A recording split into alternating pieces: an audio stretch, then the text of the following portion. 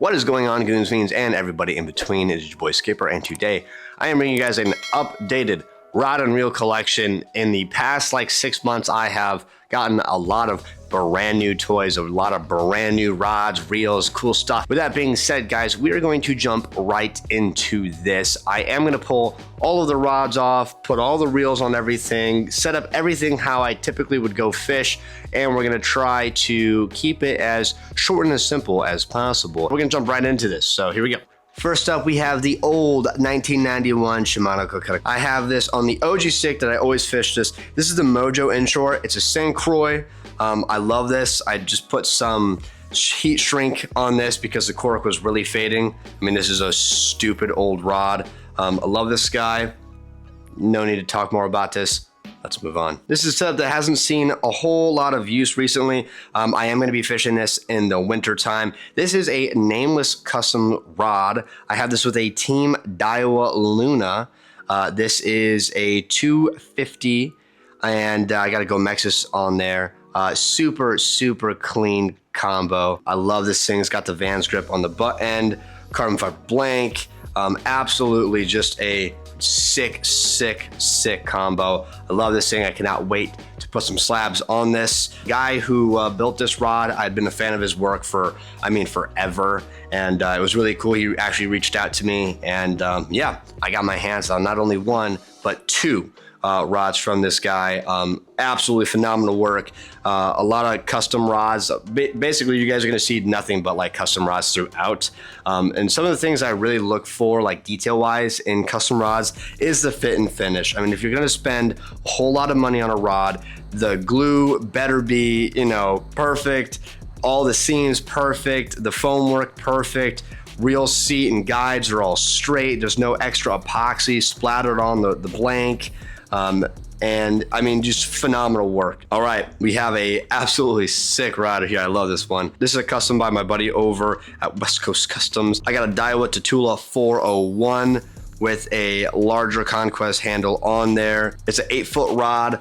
I absolutely love this thing. Unfortunately, this reel, I blew the clutch in, and I gotta go get that serviced. But a phenomenal setup. I love this for anything saltwater. I can throw anything from like 1 to 4 ounces on. It's phenomenal. I love this thing. Next up, we have a Ghost Code by F5. I have this paired with a Baits Goat Swim. This is a super sweet combo. I really like it. F5 makes some really good stuff. I own 2 F5 rods. Another one which you'll see is like my daily driver. I take it everywhere I go, always stays in the truck.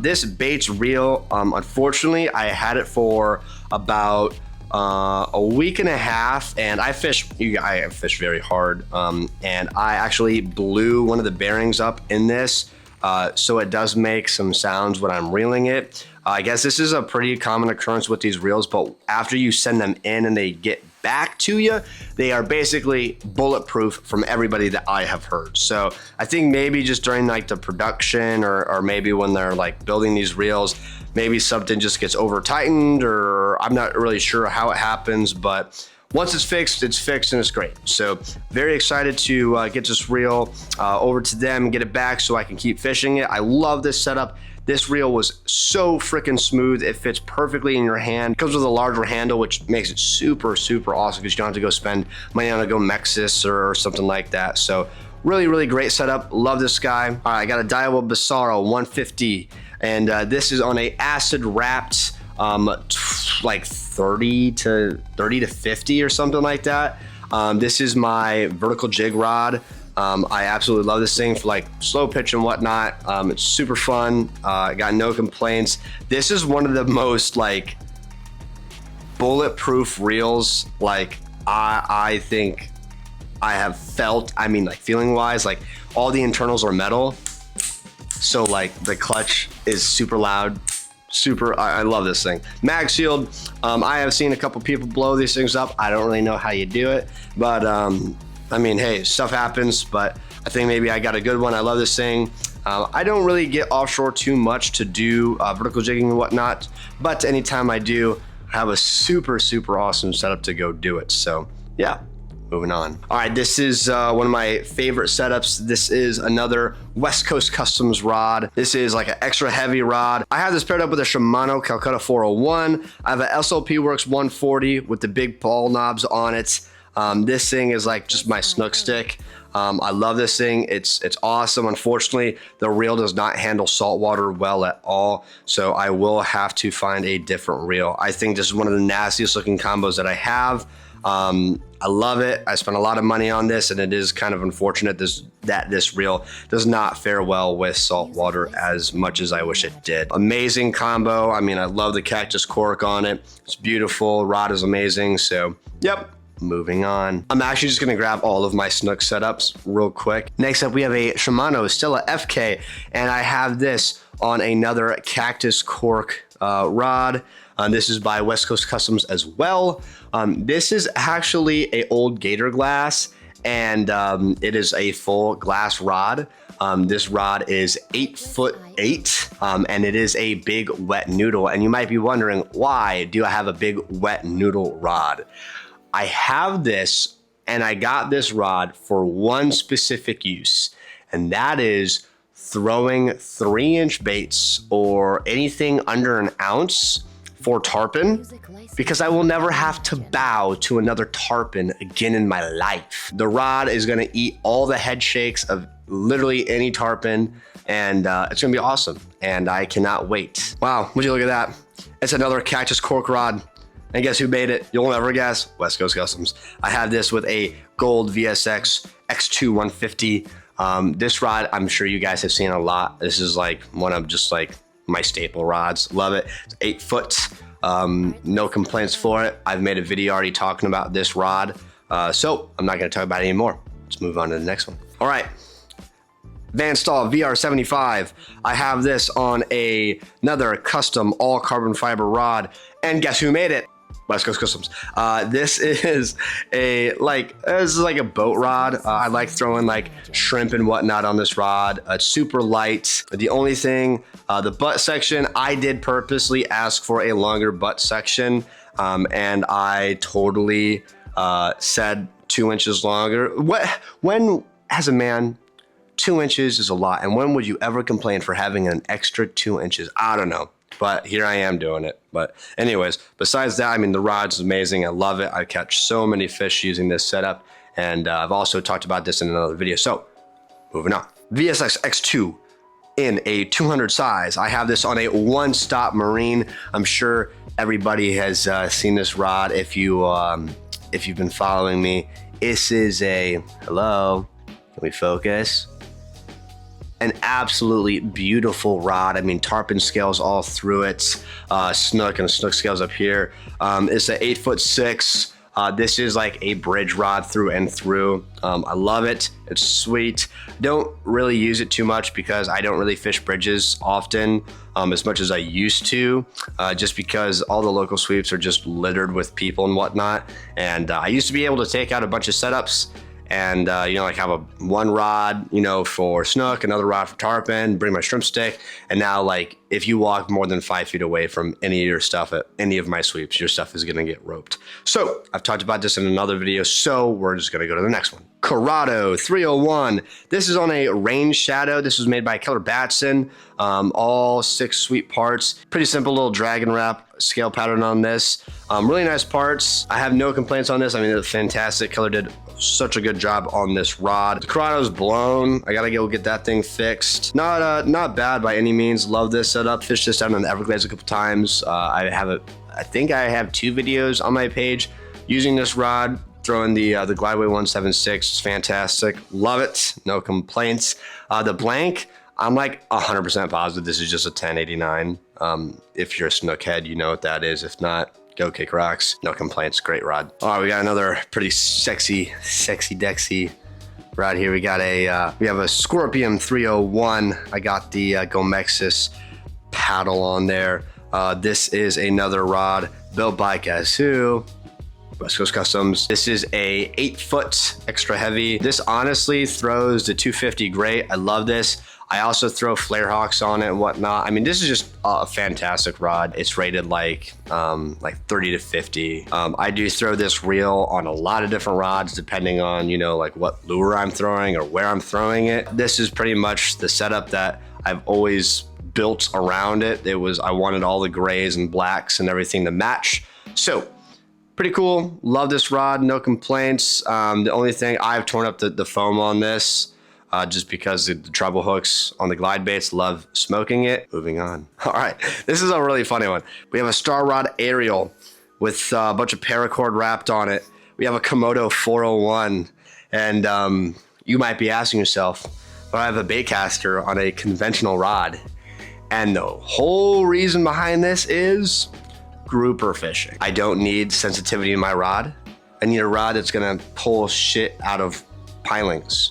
So I finger fuck the line, I slow roll, boom, set the hook, and guess what? I get to fight my grouper on a legitimate big old meat stick rather than having some flimsy little rod. So that's pretty much it. This Komodo I've had for literally 5 years. I've never serviced it. The sun has melted it. The screws are rusted in. I don't even think I could take it apart if I tried. I love it. It's still kicking. Yeah, we got a Witch Doctor Kahuna paired up with a Shimano Corrado DC 201. Cool blank. It's a pretty cool blank. I'm not sure if the camera will pick it up, but it's like a carbon fiber weave on top of this. I guess this rod is 3 different components. It's like carbon fiber, diholly pilix, whatever. And then it's got glass as well in the tip. I don't know, dude. There's a lot going on in this rod. I don't really fish this rod too much. And this reel I got as a gift from my buddy Brandon. Shout out Brandon. Brandon actually has also gifted me a couple of things I'll be showing you guys here. But yeah, cool little reel. He doesn't fish left hand. I fish left hand, so he gave it to me. I'm gonna actually spool this thing up with mono, and I'm actually gonna take this reel off here. I'm gonna put it on a different setup. This rod is just a little too heavy for it. Cool, nice rod. On to the next one. Next up, we have a Vexen rod. These guys are really cool, really nice people. I've had a lot of friends who fish their rods. I really like them.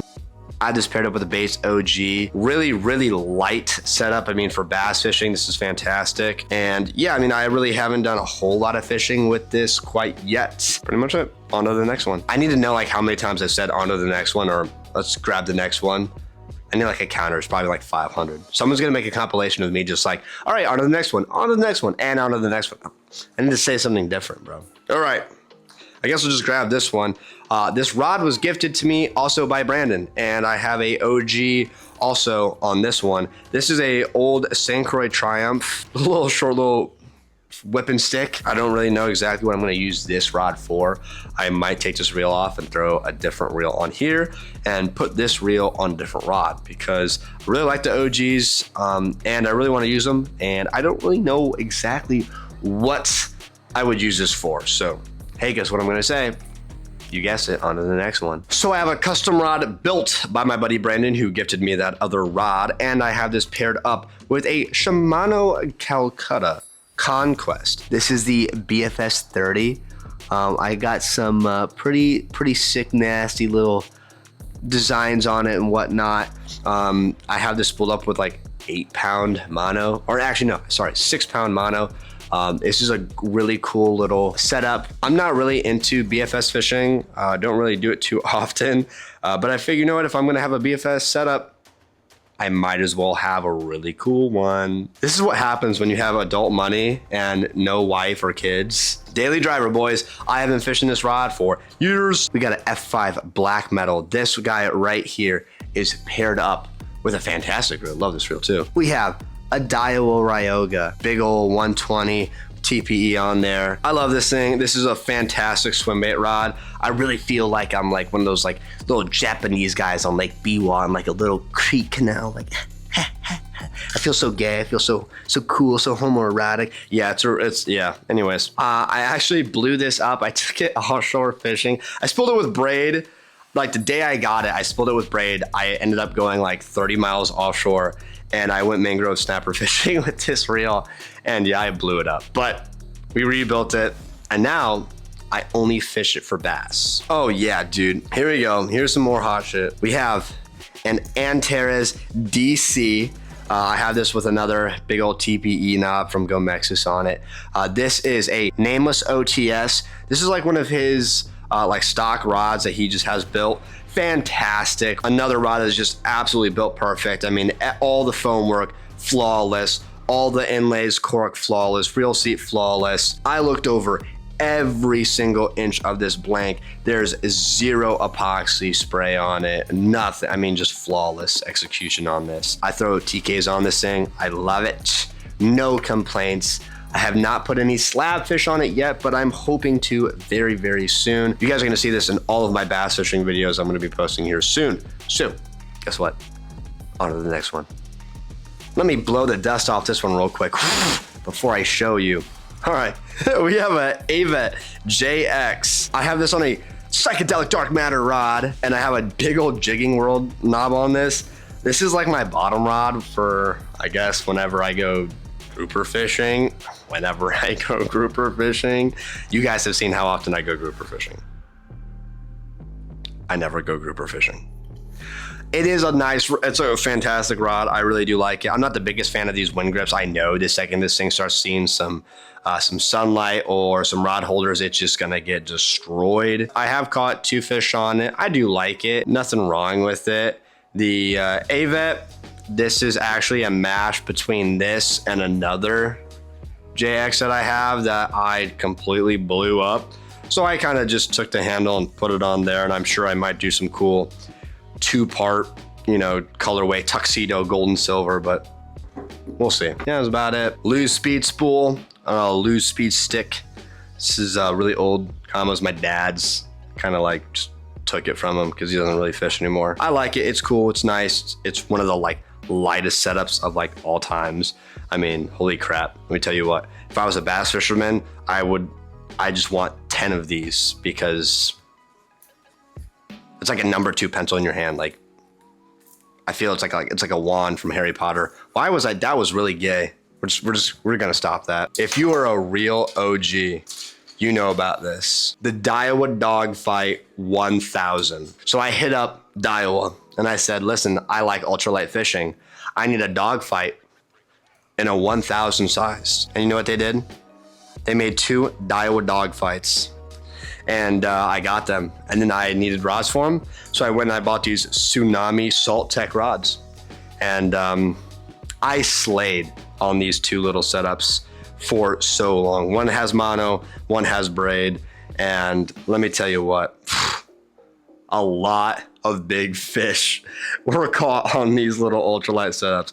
In all seriousness, these reels are called a Daiwa Legalis, I believe. And I got these from my local tackle shop. I think I spent like $20 on the rod and then like $40 for the reel. So $60 a piece. I slayed out for like 2 summers straight on these and I love them. So if you're looking for like cheap ultralight stuff, I mean, yeah, I would highly recommend these for sure. All right, so we got some more offshore stuff. This is a old school Akuma Titus. I have this on a bent butt. I'm not even sure who made this. This is a custom rod, and it's really cool. I like it. It is completely blown, but I have a guy who has the parts for it, so I'm gonna go get this thing fixed because I really want to catch some big tuna at some point in my life, and I have a great reel to do it. So I'm gonna get this thing fixed and hopefully get this thing out operational,